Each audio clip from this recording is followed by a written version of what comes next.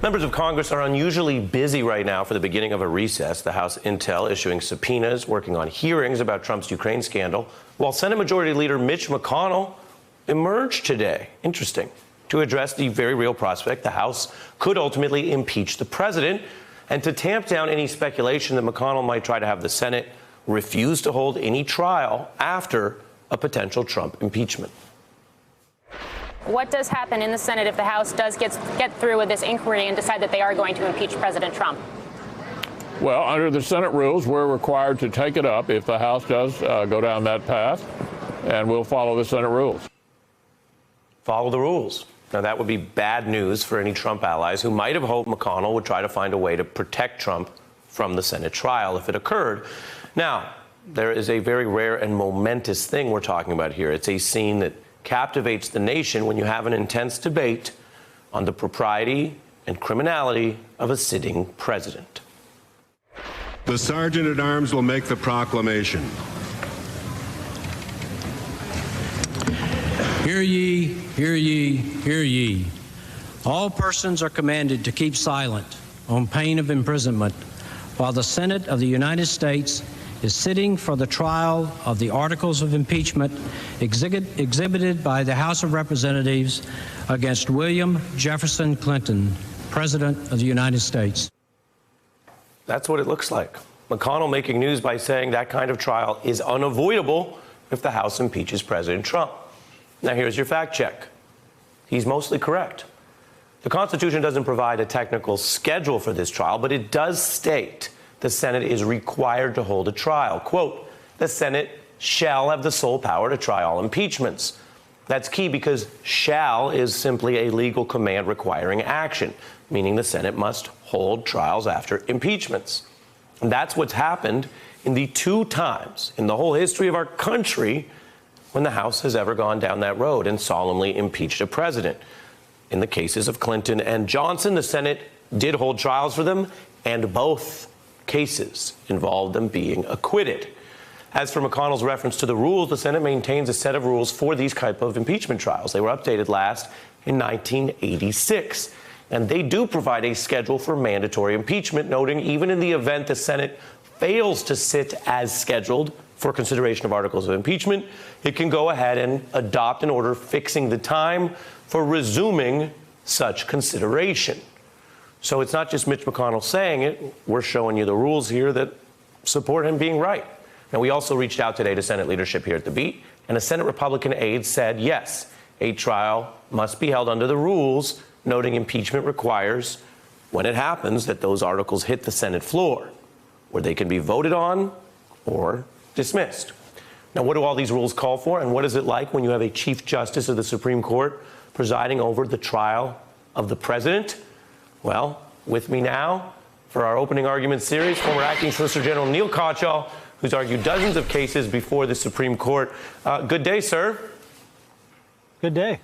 Let's start with what McConnell said and what we think the rules have generally provided for. Is he right?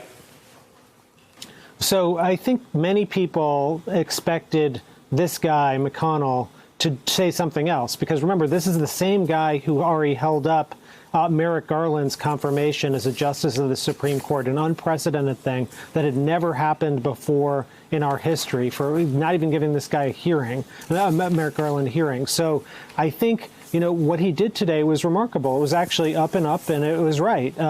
He's saying the Senate rules require it. I think there could be a debate about whether that constitutional text in the word shall requires a trial, but I'm glad to see McConnell has sided on the idea that you've got to have a trial, because I think, you know, every single minute, frankly, every half hour, we're seeing something new about Donald Trump. And, you know, that's going to be the stuff in the trial, and it's going to be pretty darn devastating for President Trump. Well, and you mentioned this is all the news he's driving. Congress on recess, but McConnell getting out there. He's got his reasons. Take a little more of a look at what he said. It's a Senate rule related to impeachment that would take 67 votes to change, so I would have no choice but to take it up. How long you're on it is a whole different matter, but I would have no choice but to take it up. We know the president does his procedural and legal learning more through the television than any other means. So Donald Trump may be learning along with others today that that's McConnell's position. What does that mean for what it looks like if the House does impeach, and at this point there's a majority of votes for this impeachment probe? If they impeach the president, walk us through what we know about what that looks like when it hits the Senate floor, and how do you think that might change something that so far has had Americans largely, although there's been some shifts, but largely divided?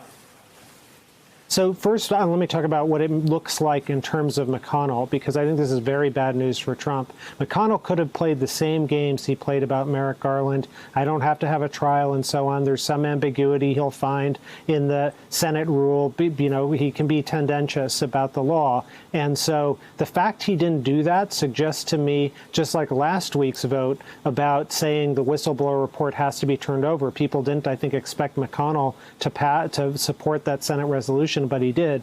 Both of those together, to me, suggest he's really distancing himself from Trump.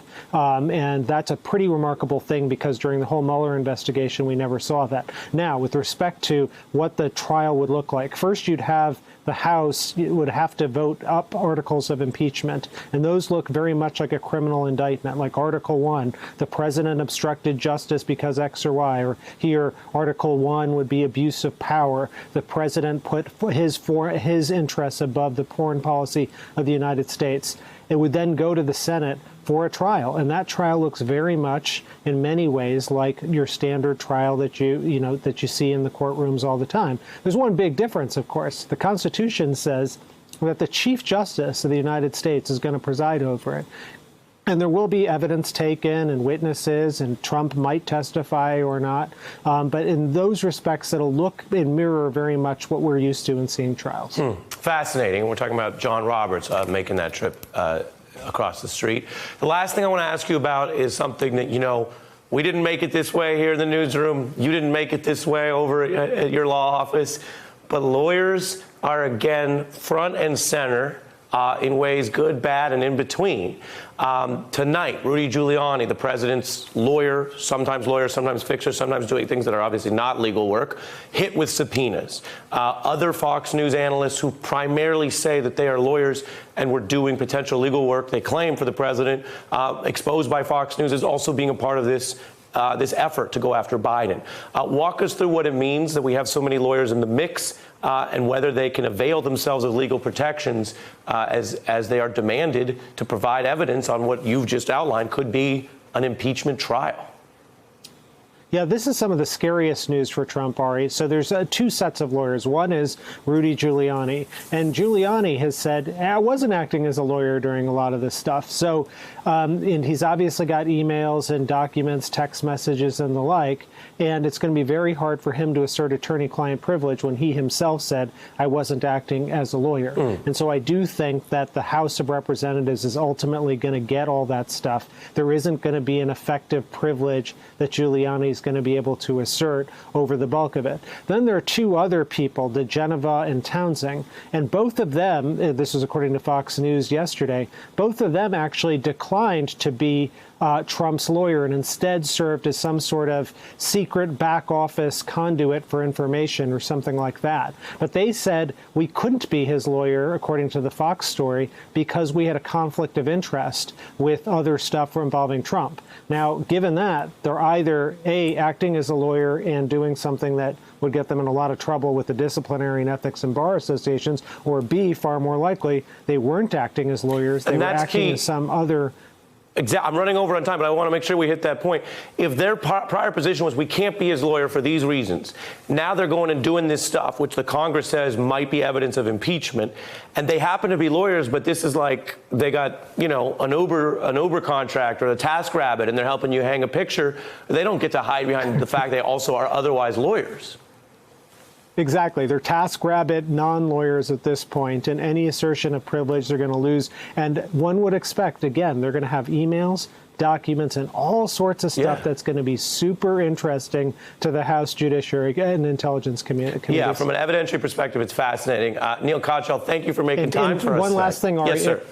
One last thing, Ari, if they destroyed the documents now or something like that, that would open them up to obstruction of justice and other things. So this is going to become a very sensitive part of the investigation. All very well put, looking around the corners. Neal Katyal, thank you. I'll remind everyone you can go to msnbc.com/opening arguments. Hey, I'm Ari Melber from MSNBC. You can see more of our videos right here, or better yet, subscribe to our YouTube channel below.